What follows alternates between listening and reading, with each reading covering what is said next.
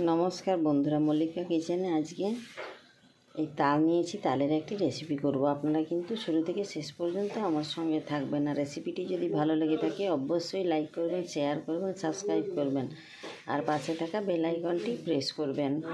একটি তাল নিয়েছি আর নিয়েছি এক মুঠো সুজি, এক মুঠো ময়দা, এক মুঠো আতপ চাল আর এক মুঠো সেদ্ধ চাল।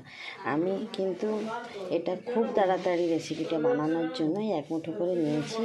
এবার আমি এই চাল দুটোকে মিক্সির কৌটো দিয়ে গুঁড়ো করে নিচ্ছি। বন্ধুরা, আমি একটি পাত্রে পানমৌরি নিয়েছি, লবণ নিয়েছি, খাওয়ার সোডা নিয়েছি আর কালো জিরে 1 চিমটে নিয়েছি। এবারে সুজিটা ভিজিয়ে রেখেছিলাম, জলটা কিন্তু ফেলে দিচ্ছি, দিয়ে দিচ্ছি আর দিয়ে দিচ্ছি ময়দা আর দিয়ে দিচ্ছি আতপ চালের গুঁড়ো আর দিয়ে দিচ্ছি সেদ্ধ চালের গুঁড়ো। তবে এলাচটা আজকে বাড়িতে নেই, ওই জন্য এলাচটা দিতে পারছি না। আপনারা অবশ্যই এলাচ দেবেন, খেতে কিন্তু খুব সুন্দর লাগে। আর দিয়ে দিচ্ছি পরিমাণ মতো চিনি। এবার তাল থেকে যে তালের রসটা বের করেছিলাম সেটা একটু গরম করতে বসিয়েছিলাম, গরম হয়ে গেছে। আমি কিন্তু একটু একটু করে তালের রসটা দিয়ে দিচ্ছি।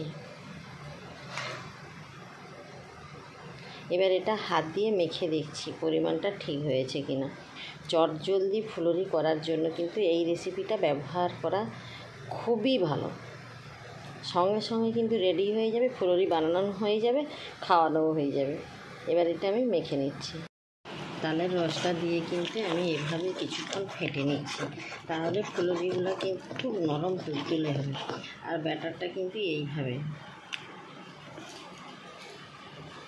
এটা কিন্তু হাত দিয়েই ফাটতে হবে। এভাবে আমি 5 মিনিট ফাটার পর তারপরে কিন্তু ভেজে নেব। এটা কিন্তু একসঙ্গে ফেটানো হয়ে গেছে। এবার আমি নারকেল কুড়ানো উপর থেকে একটু দিয়ে দিলাম, দিয়ে আবার হাতের সাহায্যে ভালো করে কিন্তু মিশিয়ে নিচ্ছি। আর এদিকে একটা ছোট্ট কড়াই বসিয়ে দিয়েছি। কড়াইতে কিন্তু সরিষার তেল আর রিফাইন তেল দুটোই বরাবর দিয়ে দিয়েছি। কালকে আমার ছোট ঠাকুরপো বাড়ি এসেছে, আজকে চলে যাবে, তার জন্য চটজলদি রেসিপিটা বানানো হচ্ছে। সে খেয়ে দিয়ে যাবে আর কি।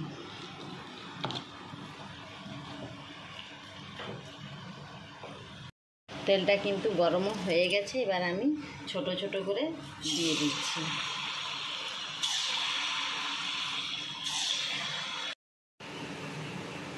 মিডিলটা কিন্তু লাল লাল হয়ে গেছে। একটু খুন্তি দিয়ে এই যে গায়ে গায়ে চিটে যায় এটাকে ছাড়িয়ে দিচ্ছি।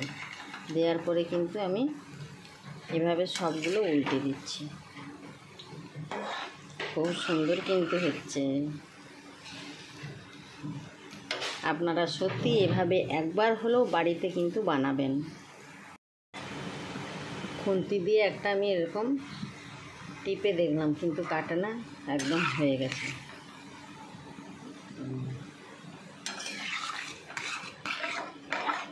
এবার আমি নামিয়ে নিচ্ছি।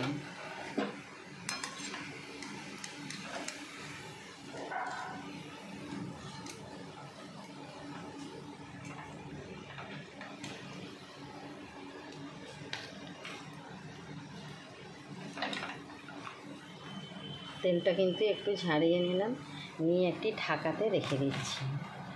এভাবে সবগুলো কিন্তু ভেজে নিচ্ছি। আমার কিন্তু সবগুলো বানানো হয়ে গেছে। এবার আমি একটি প্লেটে সাজিয়ে নিয়েছি, এবার পরিবেশন করছি। আজকের মতো তাহলে টাটা।